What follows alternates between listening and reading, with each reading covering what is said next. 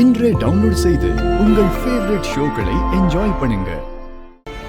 இங்க இருக்கிற ஊர் பெரியவங்க எல்லார்கிட்டயும் ஒரு விஷயத்த சொல்லிக்கிறேன்.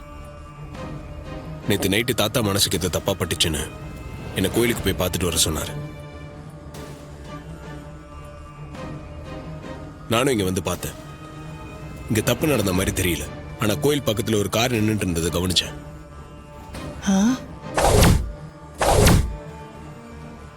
என்னப்பா கார் இருந்துச்சா? ஒண்ணுமே புரியலையே. அந்த நேரத்துல கார் ஏன் இங்க நிக்கணும்? அதுல யார் வந்தாங்க என்னன்னு எனக்கு தெரியல.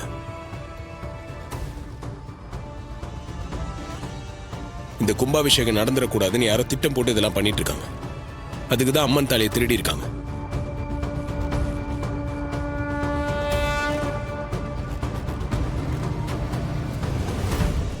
டேய் மவனே, அந்த தம்பி பேசுறது கேட்டியா? கார் நின்னுச்சான், அப்பவே தோணுச்சான். சரி தோணுச்சுல்ல, அப்பவே அந்த காரை புடிச்சு வச்சிருக்க வேண்டியதானே? நல்லா கதை சொல்றாப்ல. தம்பி, நீங்க சென்னை பக்கம் போனீங்கன்னா உங்களுக்கு நல்ல கதை சொல்றதுக்கு வாய்ப்பு கிடைக்கும். ஆமா, போய் கதை எழுதலாம். ஏன்னா புதுசா கதை விட்டுட்டு இருக்கிய. இப்படியே பேசிட்டு இருங்க, ஒரு நாளைக்கு வாயை உடைக்க போறேன் பாருங்க. கார்த்தி, இவனுங்களுக்கெல்லாம் பதில் சொல்லாதப்பா. அந்த அளவுக்கு இவனுக்கெல்லாம் ஓர்த்து இல்ல. ஆமையா, நாம வந்த வேலையை பாப்போம். நல்ல நேரம் முடிய இன்னும் எவ்வளவு நேரங்க இருக்கு? இன்னும் 1 மணி நேரம் தான் இருக்கு தம்பி. அதுக்குள்ள நாம பந்தகால் நடணும், இல்லன்னா நாளைக்கு தான் நடணும். இன்னும் 1 மணி நேரம் இருக்குல்ல, அதுக்குள்ள நான் தாலியோட வரேன். ஏங்க,